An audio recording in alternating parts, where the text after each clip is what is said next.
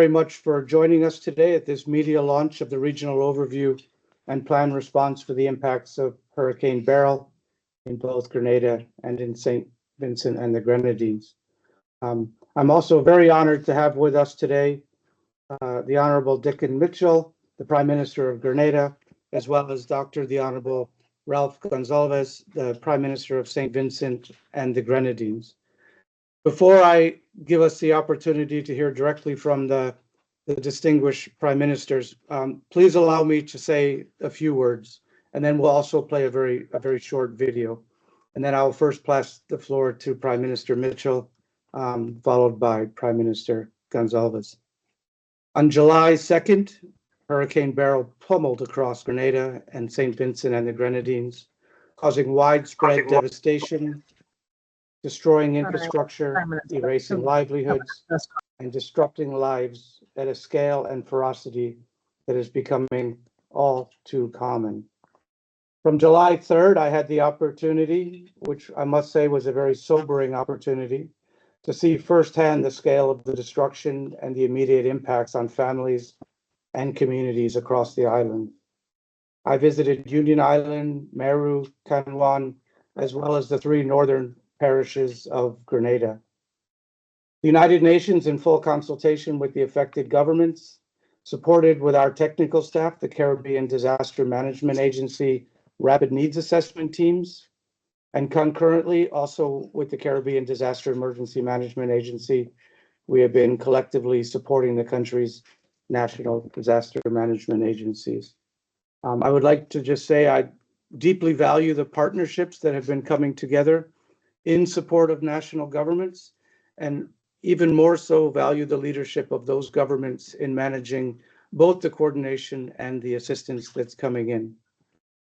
With this press briefing, we're here to announce the launch of the regional overview and the planned response, which aims to provide life-saving and time-critical humanitarian support to over 43,000 people, 24,000 people in Grenada and 19,000 people in Saint Vincent and the Grenadines. The response plan is based on three core objectives. First, to scale up immediate and integrated coordinated humanitarian assistance by addressing life-saving and most immediate needs such as food and non-food, water and sanitation, health, shelter repair, and maintaining a complicated logistics and supply chain. The second objective is to support the restoration of livelihoods and all critical services, ensuring that early recovery and livelihoods is not an afterthought, and we all respect the principle of to build back better. And the third objective is to really make sure that we focus on those needy groups to be sure that we leave no one behind, particularly those with vulnerabilities due to age, gender, disability, etc. The impacts on families and communities from Hurricane Beryl are stark, as you will soon hear directly from the prime ministers. While we seek to support governments to meet immediate humanitarian requirements, it will remain equally important to think of and plan for medium and long-term support requirements. What Grenada and the St. Vincent and the Grenadines need right now is international financial support and global solidarity. And I hope through this press briefing and interactions with these prime ministers, these requirements will become even more clear. So before I give the floor to the honorable prime ministers, I would like to show a very short video, and then I will hand the floor to Prime Minister Mitchell. So if you could please run the video.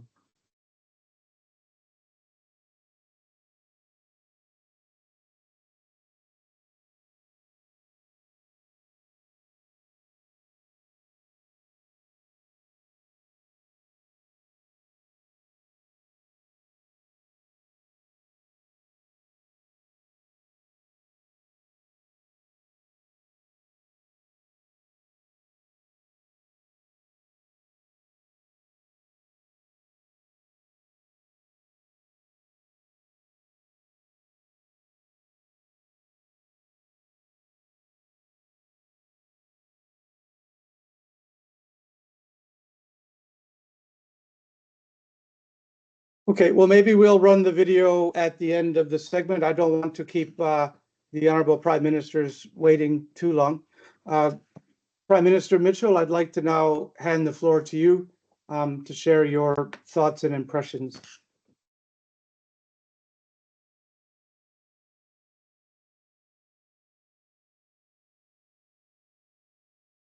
Could you please stop the video and allow the Prime Minister the floor?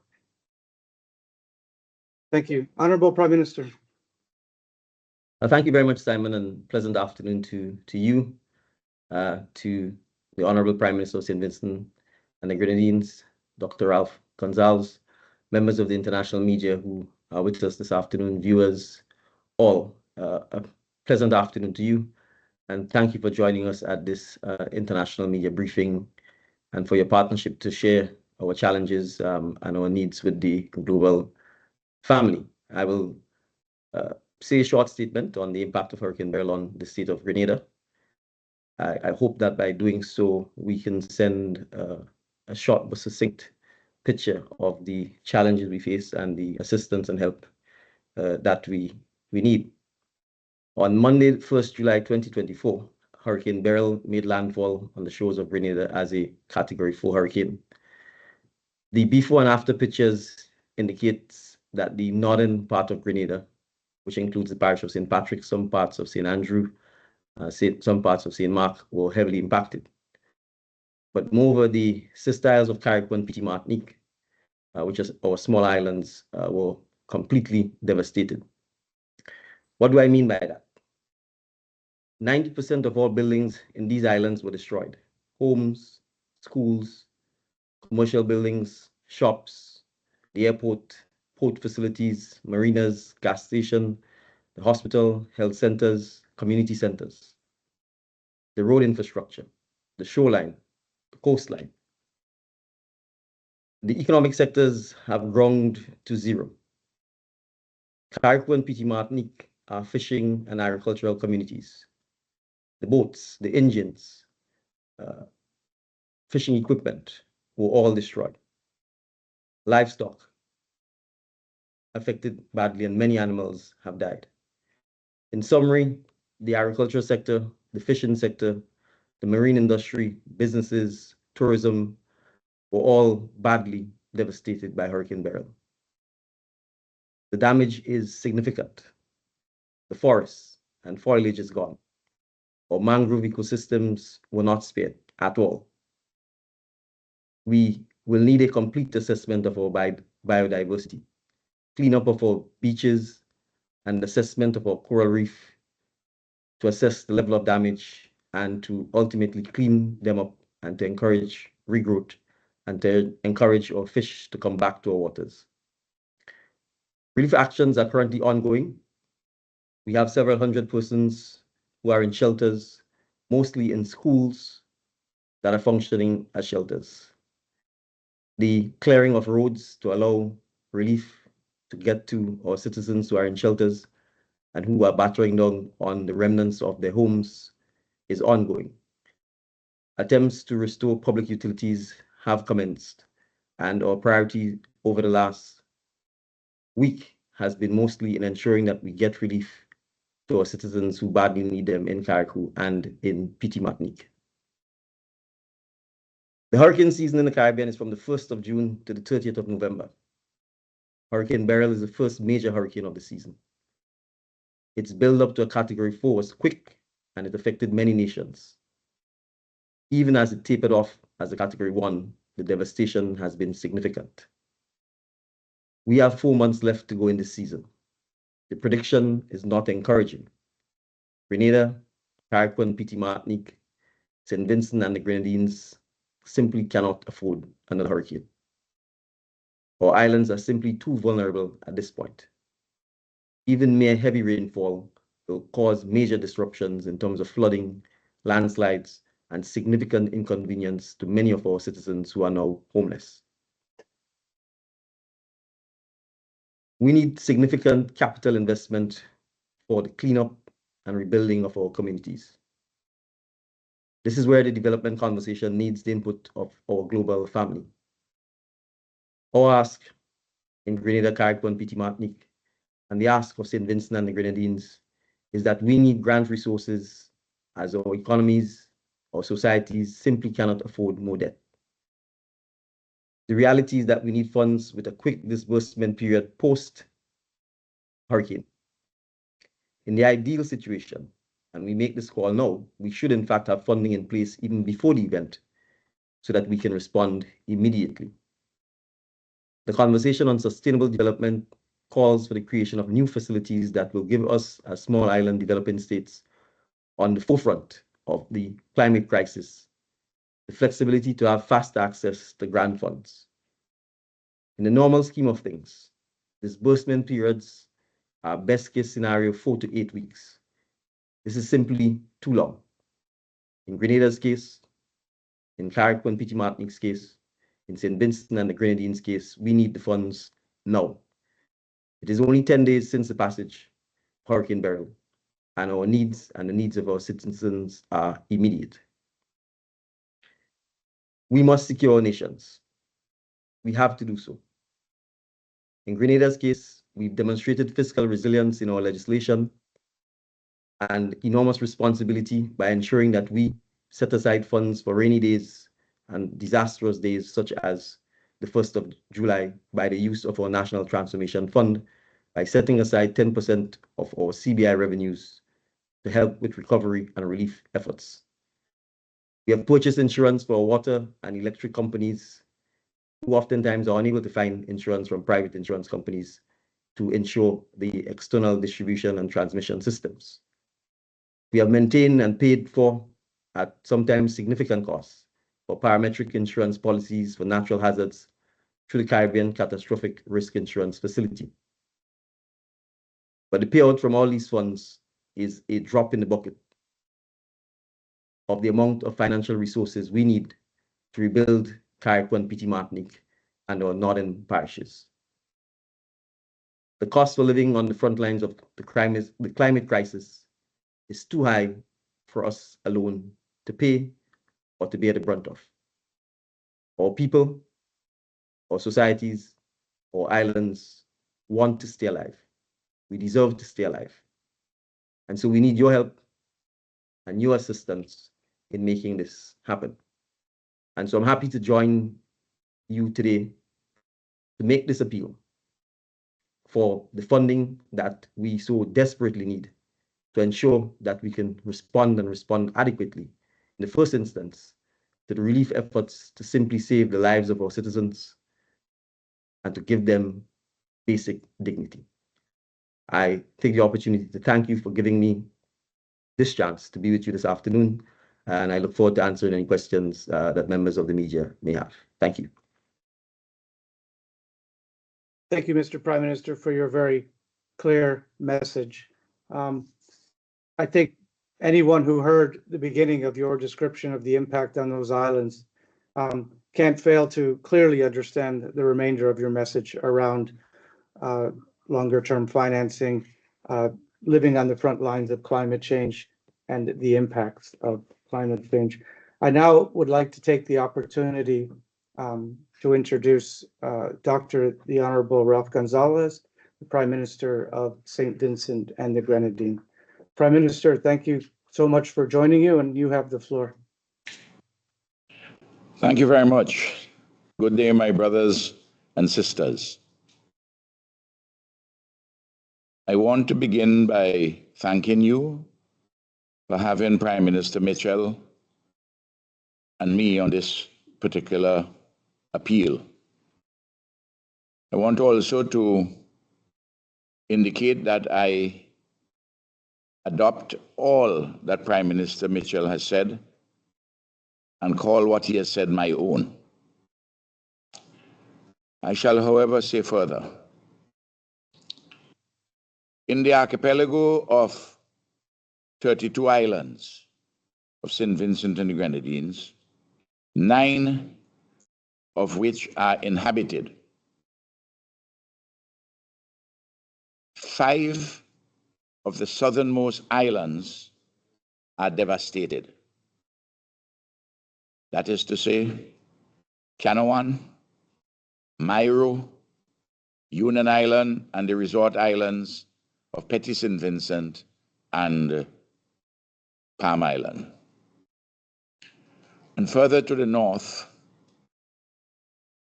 the main of the Grenadine Islands, Bequia, that did not see the devastation as in the south, but saw extraordinary damage and loss. Similarly, on the main island of Saint Vincent, in which there was also significant damage and loss. The devastation wrought on the 5 southern islands, plus what has happened in Carriacou and Petit Martinique, together they constitute Beryl's Armageddon. There's nothing there, really. The housing, the public facilities of one kind or another, the shoreline, the fisheries, tourism infrastructure. They're basically no more. Across Saint Vincent and the Grenadines, the faces of men, women, and children are strained and anxious. They are apprehensive of the future. My country has had 4 significant disasters or emergencies since 2020. COVID, which we all know. In 2021, in April of that year, there were 21 volcanic eruptions. In July of that year, there was Hurricane Elsa, and then now a Category 4 hurricane. In between, interspersed by excessive rainfall causing floods and droughts and land degradation. All of these are connected to deleterious climate change. And this matter has to be addressed by humanity. We are on the front lines. The damage that Beryl has caused to Saint Vincent and the Grenadines will run into hundreds of millions of dollars. We don't have the material or the technical resources.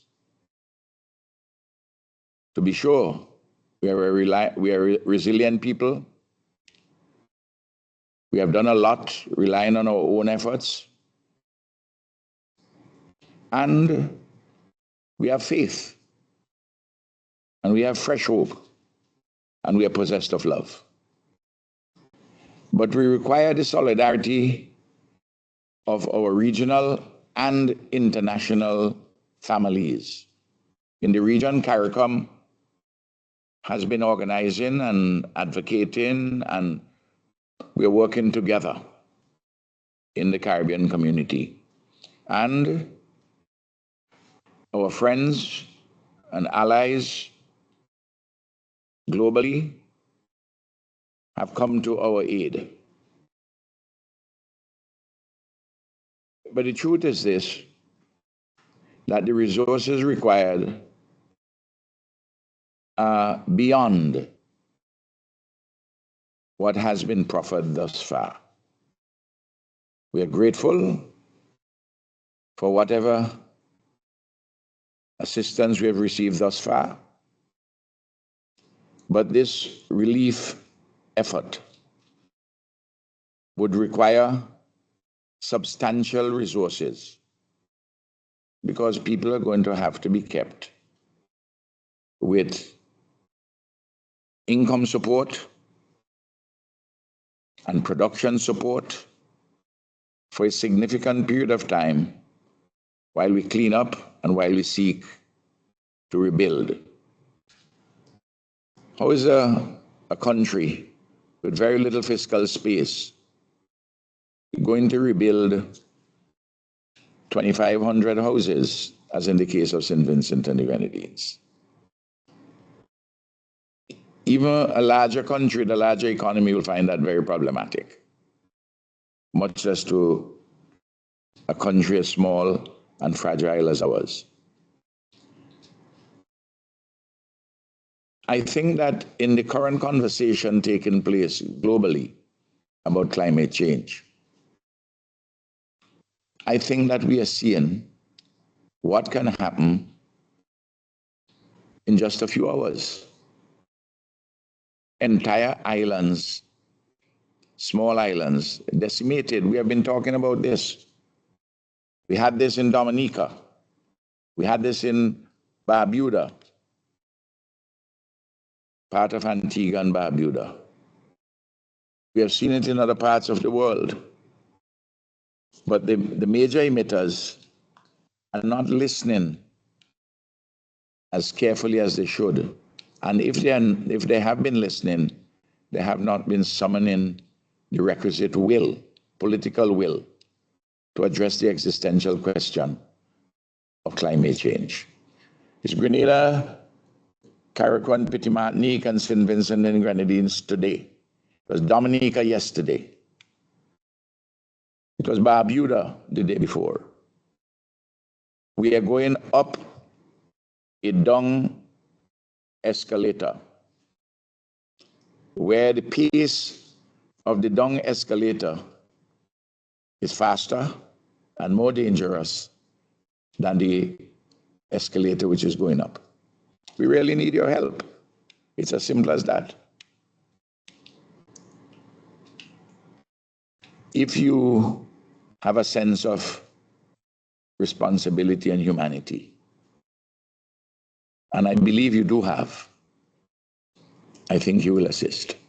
I don't want to go into all of the details because what Prime Minister Mitchell has said in relation to Grenada, you can say pretty much in the same in relation to Saint Vincent and the Grenadines. The question is, what are we going to do about it? Immediately, for the relief, for the recovery and the reconstruction. But the larger question, how are we going to address climate change? If we do not take this matter seriously and urgently and put the requisite resources to it and to alter the nature of the global political economy, humanity as we know it will not be there for our children, our grandchildren, and our great-grandchildren. This is a sobering moment. We have been managing our countries quite well, each of us doing a number of things consistent with our humanization and sustainable development. But we have been knocked over all the time by matters which are entirely out of our control and which we had nothing to do with, whether it's COVID or all these terrible hurricanes and storms. So please, under the aegis of the United Nations, and I'm very happy for all the work of my dear friend, His Excellency the Secretary General Antonio Guterres, and all of his team for the work they're doing, and heroic work too. We need to get this to individual governments which possess the means to help at this moment and for the future. Thank you.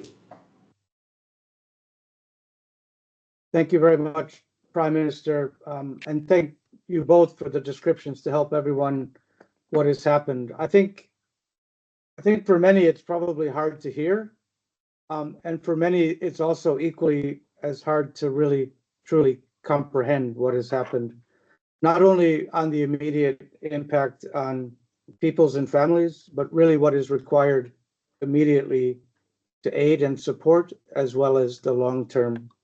I'd now like to give the opportunity for any members of the press who would like to ask a question of either of the Prime Ministers.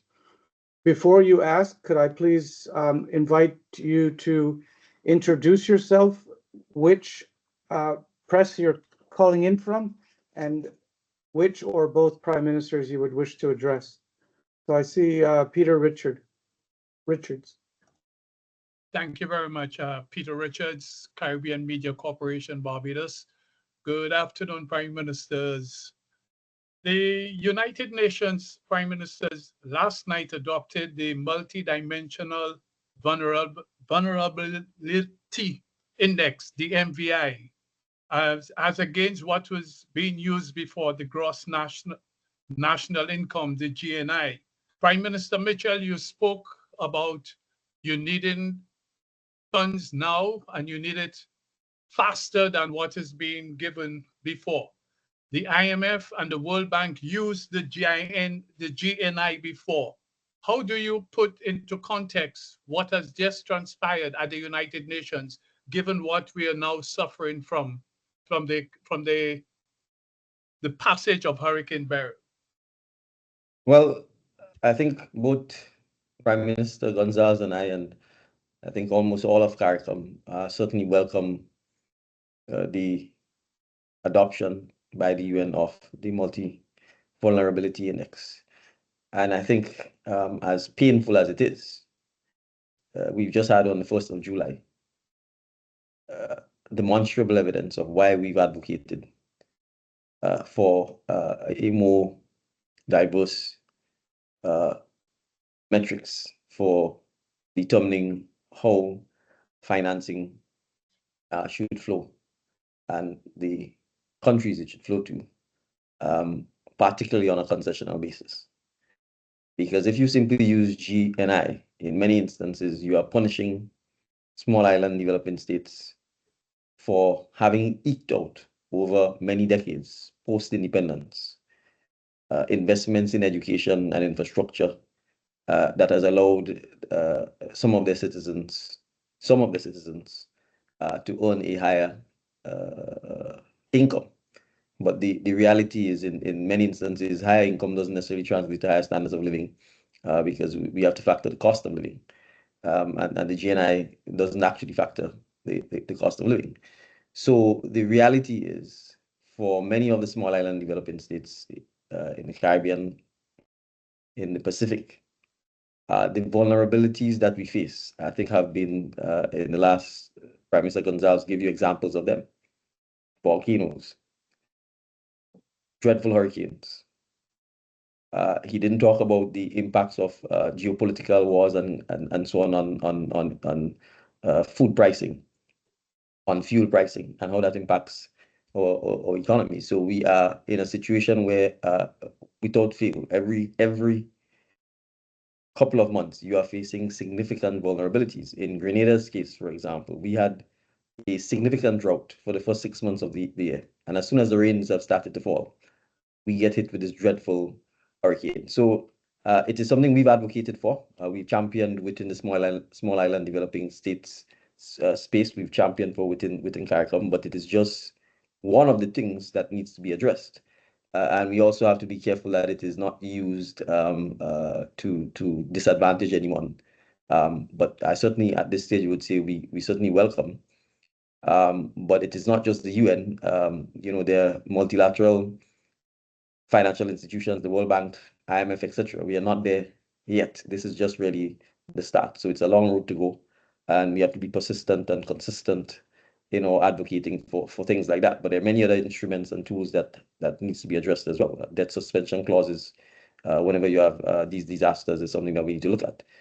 Debt forgiveness, especially when the debt has been incurred as a result of natural disasters, and they need to constantly have to rebuild. So this is just really a drop in the bucket of collective actions that we need to take to show up and pay particular attention to the challenges of small island states like Grenada and Saint Vincent and the Grenadines.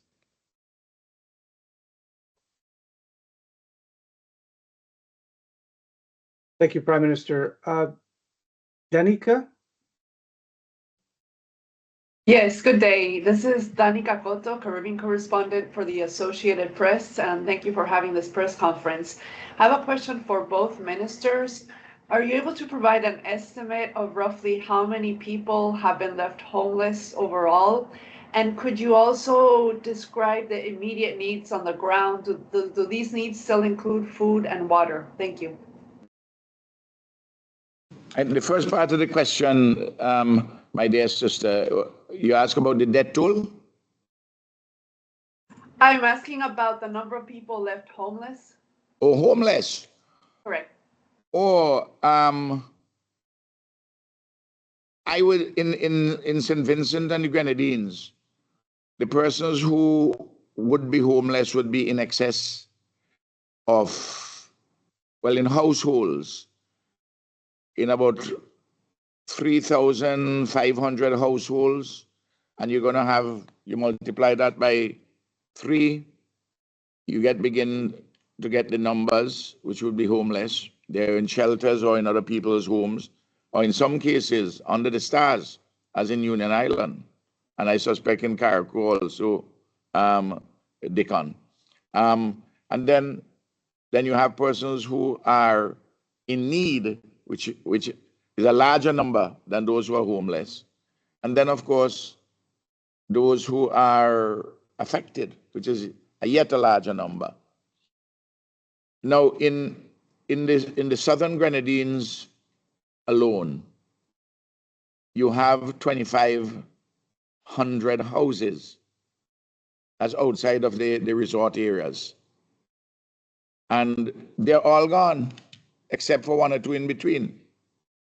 And then in Bequia and on mainland Saint Vincent. It's horrendous. I'm telling you, when I use the word from the book of Revelation, Armageddon, in the southern Grenadines, it's truthfully so. You should come and look at it, or look at the images. Thank you. Well, I certainly think in Grenada's case, we're looking at, and I'm taking homeless here in a strictly narrow sense where the homes have been completely destroyed. We're probably looking at least 4,000 people. But there are people whose homes are significantly impacted, and I'm saying here where there's no roof, for example, or where parts of it are destroyed. You probably would have to add another 4,000 to that number. So anyway, between 8,000 to 10,000 people. I won't use the word homeless, but in a collective sense, you're looking at a minimum, at least 10,000 people who've had significant damage to their homes, and to a large extent, that will cover Carriacou, Petit Martinique, and some of the northern parts of the island. In the case of Carriacou and Petit Martinique, make no doubt about it, we are going to have to feed the population of Carriacou and Petit Martinique for the next 6 months. There is no economy. The pictures don't tell you the words. If you go on the island, there is absolutely no vegetation. Everything has been destroyed. So even the animals which are there are dying because there's no grass for them to graze, and there's no animal feed. There's no fuel. We've had to bring fuel onto the island. So you're talking the basic amenities are not there. So food, water, shelter, obviously, hygiene kits, sanitary kits. All of this is going to have to be sustained for a prolonged period in the next several months. Dr. Gonsalves talked about the fact that these are islands, and you have to appreciate that in the best of times, it means you have to bring things onto the islands to sustain life. And in the circumstances with the sort of this disruption you have to airports and to the marinas and the seaports, it's even worse. So you now have to have barges that carry everything onto the island, and then you still have to find the appropriate storage to be able to store them, and you're doing so in circumstances with very limited power or energy. So we certainly anticipate in all of these islands that we are going to have to feed the population, certainly for the next 6 months before they're in a position to begin to actually start feeding themselves, because to a large extent, the economic activity is going to simply be cleaning up the islands for the most part and seeking to do restorative work to whatever buildings that could be restored. Many of the buildings that are standing are probably going to have to be demolished because of the structural damage that has been done, even if you may see them standing. If I may add one thing, which may give you graphically some of the issues which we have to grapple with. On Union Island, we have 450 primary and secondary school students. School resumes in September. There is no way you can have school on Union Island by September. So we have to repurpose buildings on St. Vincent.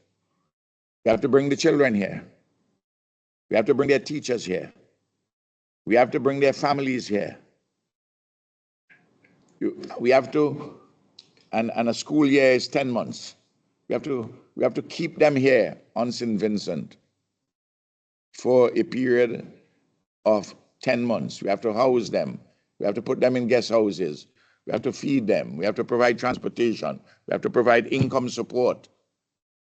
I just give you that alone in relation to students out of Union Island. I'm sure Dickon has a similar problem in Carriacou and Petit Martinique. Now, it's a large amount of money which is going to be required to effect this exercise.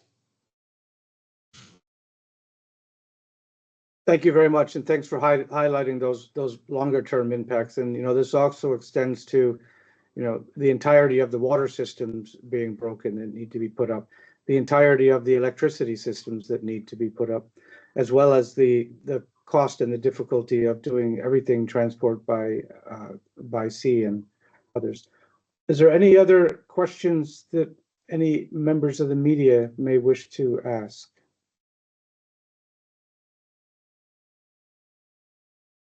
I don't see any members of the media who would like to ask a question. Are there any members from the development partners or member states who may wish to ask a question?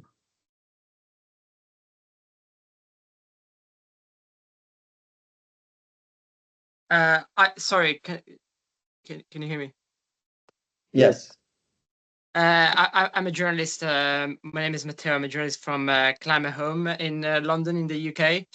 If I may ask, I don't know. I just joined the call now. I don't know if this was discussed or asked before, but I'm quite interested in knowing about the debt suspension that Grenada asked for. If the Prime Minister could talk about that and what impact that is expected to have, and if that's been accepted already. All right, so we have not yet made the formal request to trigger the debt suspension clauses that we have in some of our financial instruments. You have to appreciate that the debt suspension doesn't actually reduce the debt. It simply means for a 24-month period, you don't pay, and it gives you some liquidity in that instead of paying the debt, you can use that liquidity to help with the relief and rebuilding effort. But it's simply added to the back end of the loan. It is a useful instrument because, of course, we're here making an appeal for financing, and particularly grant financing to help us with what we are facing. But we also are pragmatic and realistic, because if we do not raise sufficient funds via this means, we can't tell our people, well, we're paying debt, and so we can't provide with water or electricity or shelter. And so we would have to, if it comes to that, actually trigger the clause and take care of the needs of our citizens. And that is the reason, in a sense, primarily why we, after Hurricane Ivan and throughout the several years after, have put this and insisted that it be placed within our debt instruments. And it's a precondition for us. We actually will not borrow if a lender is not prepared to accept that as one of our fundamental conditions for the obvious reality. The reality is we do not control the hurricanes. They are becoming stronger. They're developing faster, and as you can see, they're starting earlier. And so we have to be pragmatic and say, if we are faced with this reality, we want to be able to take care of our people in the immediate aftermath of this rather than paying debt. So we are still doing the analysis. And I will say this, the more we are able to get our development partners to provide some grant funding to us, the more we would want to keep our obligations and pay and service our debt. And so to some extent, really, this is an opportunity to allow us to meet our obligations to our bondholders, while at the same time taking care of the needs of our people by obviously contributing as generously as we're asking our development partners to do to this flash appeal and this grant appeal. If I may just add something if I may add something to what my brother from London is raising the question. And there are lots of narrow technical areas in which you can do this or that, but they don't add significantly to the resources what you require, what the circumstances demand, what we have before us. And part of the problem is that the international financial institutions and indeed our own regional development bank, they are not fit for purpose for disasters of this kind. There's very little money available for relief of the kind which is now required. And then when you're going to do the recovery and the reconstruction, you're dealing with programs and all the rules with every single thing. The length of time they're going to take. Well, I'm still right now from development, from financial institutions globally and from the region. I am still carrying out programs from the 2013 natural disaster. That's 11 years ago, my brother. So I give you an indication as to how problematic this issue is. Thank you, Prime Minister. There was a question in the chat where you were describing the regional solidarity, and there was questions about how is CARICOM supported, and neighboring countries. Well, I can take this by saying, to be honest, I think it's really CARICOM that has been there for us. In Grenada, we have a saying called boots on the ground, and it's really CARICOM that has provided the boots on the ground. In the case of Grenada, we have the RSS security system providing us with support in security from the islands of Antigua, Barbados. We have the Guyana Defense Force who are here providing logistical engineering and security support. Pretty much all of the aid that we have received have been certainly from immediately from our Caribbean neighbors, from Venezuela in the south, Guyana, Trinidad and Tobago, throughout the north, whether it's cash pledges, whether it's materials. Obviously, we have several NGOs that are doing tremendous relief, and we appreciate that some of our international partners channel their relief through whether it's the French Red Cross, Chinese Red Cross, American Red Cross, the Red Cross in general, whether it's Samaritan's Purse, World Food Program, etc., etc. So yes, I would certainly say that the international partners who carry out humanitarian and relief have been there and have been on the ground with rapidity, and that has helped a lot in treating with the humanitarian crisis. We've had some financial contributions in which we are very appreciative of, but as Dr. Gonsalves has said, in small amounts, we appreciate it nonetheless. But it's CARICOM has done its part and is doing its part in supporting the efforts in all aspects, from bringing attention to this matter, from advocating on our behalf, and from providing a lot of the relief and the logistical support that we have received throughout the region, and that is ongoing. We had, for example, in Grenada, Prime Minister Springett, Prime Minister Drew, Prime Minister Philip Pierre from St. Lucia visiting CARICOM yesterday. I think we're planning to do Union Island and Mairo and so on Tuesday. So the support from, in fact, when I come off this call, I'm speaking with the Premier of the Cayman Islands to discuss how they can assist. So CARICOM has absolutely been there for us, both in terms of solidarity, material and financial assistance, and bringing attention and advocacy to this issue. Thank you. I think we can take a few more questions. We don't want to take too much of the Prime Minister's time. I think Peter already spoke. So Sophia Samantaro. Hi, yes, thank you. Good afternoon. I'm Sophia Samantaroy with Health Policy Watch, based in Washington, D.C.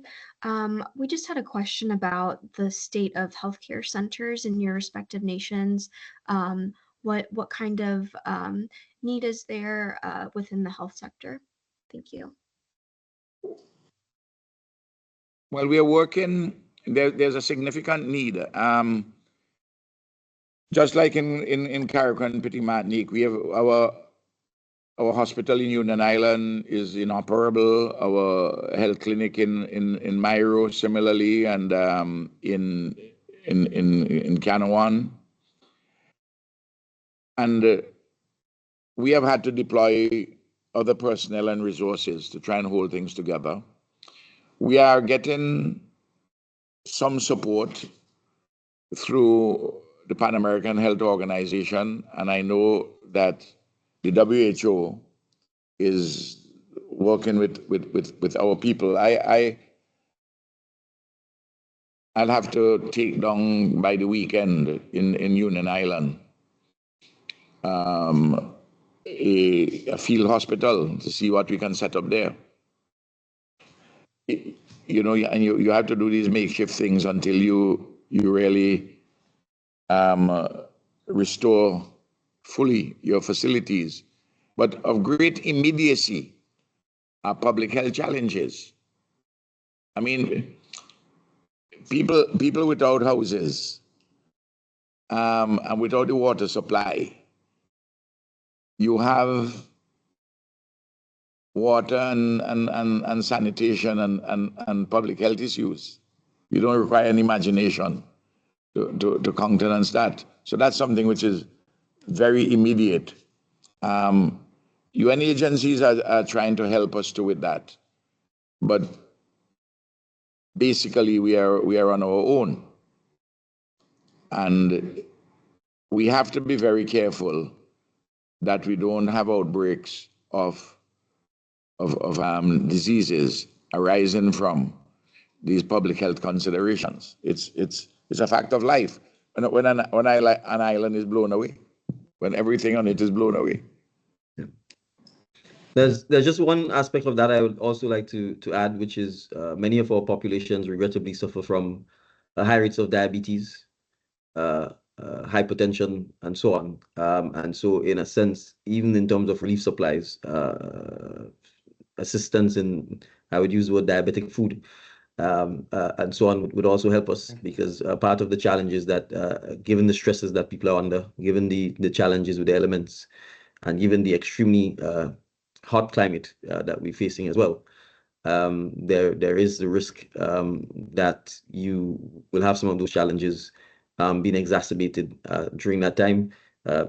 We've, for example, in Carriacou, we evacuated some of our senior homes that existed on the island in its entirety, because we simply could not deal with what we felt would be a potential catastrophe because of the lack of medical supplies. We do have a field hospital that has been established in Carriacou, but as Prime Minister of Saint Vincent indicated, paying attention to the public health risk is significant, because you've got a lot of dead animals. You know, how people are disposing of garbage and so on in the immediate aftermath is an issue. We've had to dig pits and burn stuff, which we prefer not to do, but at this stage we really don't even have a choice. There's one additional matter to what Dickon has said, and to answer my sister. We have a great need for support, and we're trying to get that through CDEMA and the UN agencies. We need additional psychosocial support, because as Dickon mentioned, the people are under stress, real stress. It's not easy. Thank you, Prime Minister, for highlighting the necessity of also psychosocial support. It's not only material goods and services, it's really about individual and family well-being as well. I see the next one in line is Dr. Kellen.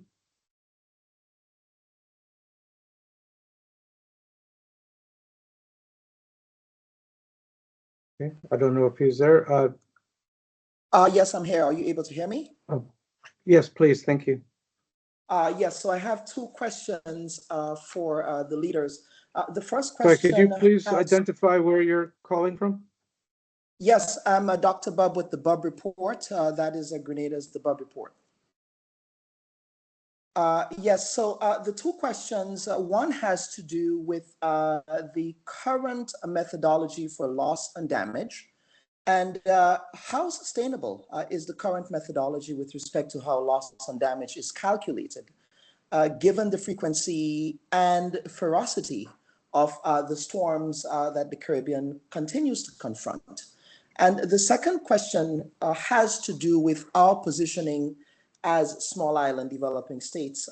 We are no longer considered low income. And as a result of that positioning, it is now very difficult for small island developing states to be able to acquire grant funding from many multilateral donor agencies. So the question is here, do you feel as leaders that there is a conversation to be had with respect to how we are thinking about perhaps not removing that particular methodology in respect to how we are able to access funding from international donor agencies? So those are my two questions. All right. Well, I think we sort of touched on this point earlier when I think Peter Richards raised the issue about national income or GNI or GDP per capita against the multi-vulnerability index. And I made the point that to some extent our islands are being punished for the fact that over several decades, some of our citizens, at least on paper, have been able to what I would call eke out marginal increases in their income. But I've pointed out increases in income does not necessarily lead to increases in improvement in the real standard of living for obvious reasons, like the issues we're facing today. So even if you might have worked hard all your life and increased your income, the fact is in 45 minutes, you can have all of that blown away. And if you're a 50-year-old who spent the last 25 or 30 years working and your entire home is destroyed, where are you getting the income from to build back that home? Where are your children getting the income from to go to school? Where is the farmer getting the income from to replant? Where is the fisherman getting the income from to rebuild or buy a boat and an engine and start all over again? So that the reality is that we are here asking for grant and for financial assistance, not on a loan basis, because we are saying what has happened here is no fault of ours. To the contrary, you may either say best case scenario is no fault of anyone, or being more accepting of the reality. We are saying it is the fault of the climate crisis and those who have engineered the climate crisis because of the way in which the economies have been built and who are prosperous and are prospering and continue to do so, have a moral and a legal obligation to accept responsibility for the challenges that we are facing through no fault of our own, the destruction and devastation and the setbacks that we are facing through no fault of our own. It is going to take these islands decades to get back to where we were in 2024. And that's just the reality. And that has to be financed because our people deserve to live. So from our perspective, and Dr. Gonsalves talked about it, the fact is there is little funding available for relief as a result of these kinds of disasters. And we are saying the financial institutions of the world must change and adapt to ensure that there is adequate financing available that is not loan financing to combat and address both pre and post these kinds of natural disasters, which are no fault of the small island developing states. If I may add to very important two questions asked by our brother, I didn't quite get his name. Dr. Bub. Dr. Bob. Bub. Yes, Bob. The discussion on the assessment of loss and damage is a conversation which is going on in the international community. How do you make the precise assessment of all these? And they're different methodologies. And you're quite correct in implying that some methodologies are configured which are disadvantageous to small island developing states and in circumstances like we are. And but there's not been a consensus which has evolved around that issue of the measurement. But we are pushing, and we may well get there.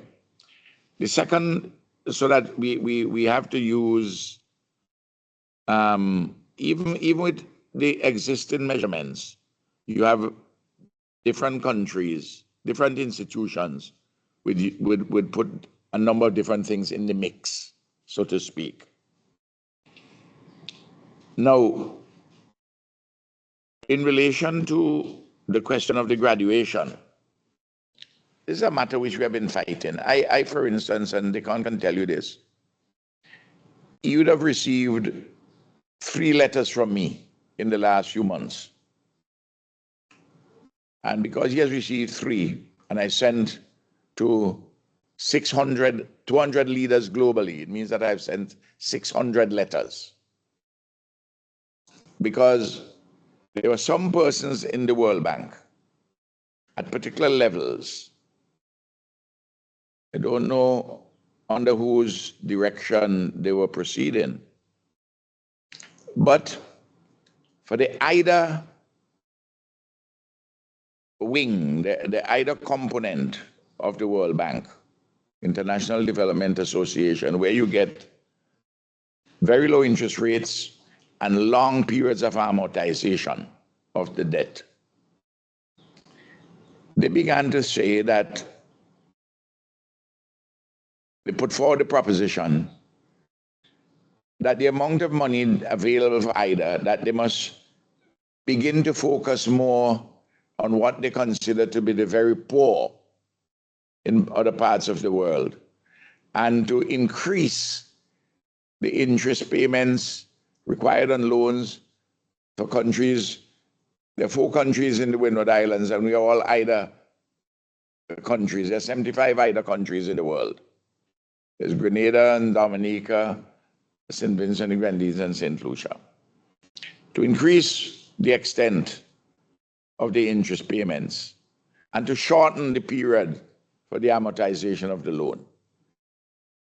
And what the cruel, and I consider immoral proposal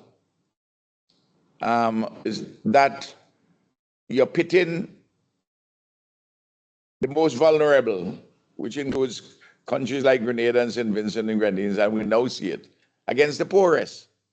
And the answer really is to put more money in the kitty. But the major emitters of greenhouse gases don't want to put more money inside of the kitty. So the size of the existing kitty, they want to divide it in a way so that, because the per capita income, GDP of Grenada and Saint Vincent and Grenadines is 8,000 or more US dollars I'm talking about. They want to make things more difficult for you. Fortunately, the campaign which we have been carrying out on this, I've received a number of letters from major countries in the world which suggest to me that they would not go along with that proposal by some persons inside of the World Bank. But the jury is still out in it, because the conclusion is not yet upon us until perhaps the end of the year. But that's something which you have to fight, my brother. It's an ongoing struggle, you know. It's not easy. And this disaster is making it more difficult. And I'm talking to you in a very practical and straightforward manner. Now, let me say straight away, I'm not making any comments in relation to any particular individual in the World Bank of a negative type. This is not a personal matter. This is purely looking at the issue objectively and defending the interests of the most vulnerable. And it is cruel and immoral to pit the most vulnerable against the poor. That's not the way. That's the way we're going with humanity. I'm sure if you walk down the streets in London, New York, or Paris, people who say you mustn't do that. Ordinary people know instinctively that is wrong.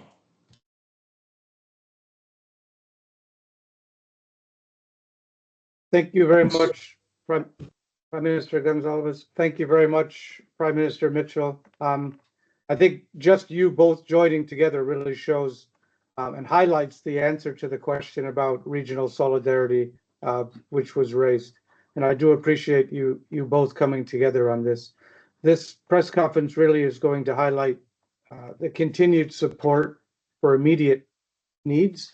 These immediate needs aren't going away, but I think as the conversation continued, it is very, very clear and relevant that the medium and longer term reconstruction efforts are going to be both complicated and very expensive, including the economic recovery, the social recovery, and the environmental recovery.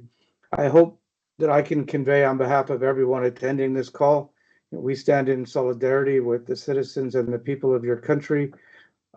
We are all deeply shocked and saddened by what has happened, and we do hope that through working with the technical teams in your governments, as well as directly through you, we can find and implement and support based on the results of this appeal and future ones. I know you gave 1 hour of your time to this, and I think it was a very valuable 1 hour spent, and I do appreciate your time and effort. And with this, I would like to end the conference, and I do apologize for any. Would you permit me to thank? Would you permit me to? Of course, yes. Thank If you. Prime Minister, if you would have any former. No. I want to yes. thank you on behalf of Dickon and myself for your own personal efforts, and to thank the distinguished Secretary General of the United Nations and everyone at the office of the Secretary General and all the agencies of the United Nations for your tremendous work. Thank you very much. Thank you. Thank you very much, Prime Minister. That's very kind. Thank you. Take good care, everyone. Thanks for joining us, and have a very beautiful day. Bye.